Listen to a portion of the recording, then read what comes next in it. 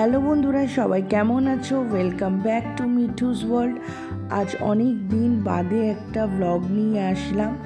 দেখো, এখানে আমি রেডি হয়ে নিয়েছি। আজ আমার অ্যানিভার্সারি, তো আমরা এখানে একটু কেক কাটিং করে নেব। কেক কাট করে তারপর আমরা একটু ডিনারের জন্য বাইরে যাব।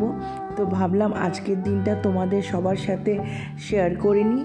তো আমরা কোথায় যাচ্ছি না যাচ্ছি, চলো আমাদের সাথে। তো এই দেখো, এখানে আমাদের গাড়ি বুক করেছিলাম, চলে এসেছে। তো আমরা বেরিয়ে পড়ছি।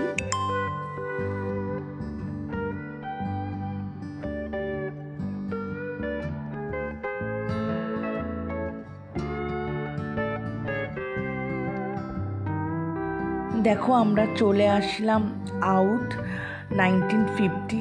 উচ্চারণটা ঠিক করেছি কিনা একটু বলো। আর এখানে এসে এত ভালো লাগলো। এবার আমি প্রথমবার আসলাম এখানে। এর অ্যাম্বিয়েন্সটা এত সুন্দর, এত সুন্দর। এখানে ব্যাকগ্রাউন্ড মিউজিকটা যদি তোমাদেরকে শোনাতে পারতাম, বলার বাইরে। এত সুন্দর লাগছিল অ্যাম্বিয়েন্সটা। একটা গজল চলছিল। আর এখানকার স্টাফেদের ব্যবহার এত ভালো না, ভীষণ ভালো। আমি এত বড় বড় রেস্টুরেন্টে গেছি, কিন্তু এদের মতন ভালো ব্যবহার আমি কোথাও পাইনি। বারবার এসে ওরা জিজ্ঞেস করছিল যে কোনো অসুবিধা হচ্ছে কি না, খাবারের টেস্ট ভালো আছে কি না, আর কিছু লাগবে কি না। ভীষণ ভালো, আমি বলে বোঝাতে পারবো না। আমার তো ভীষণ ভালো লেগেছে। তোমরা যদি কেউ আউথের অন্য কোনো ব্রাঞ্চে গিয়ে থাকো, তাদের হসপিটালিটি কেমন আমাকে একটু কমেন্টে জানাও।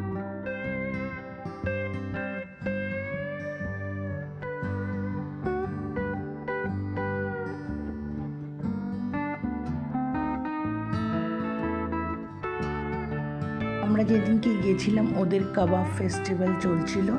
তো আমরা একটা চিকেন কাবাব অর্ডার দিয়েছিলাম, নামটা ভুলে গেলাম কি কাবাব ছিল। খেতে খুবই টেস্টি ছিল, ভীষণই ভালো ছিল কাবাবটা খেতে।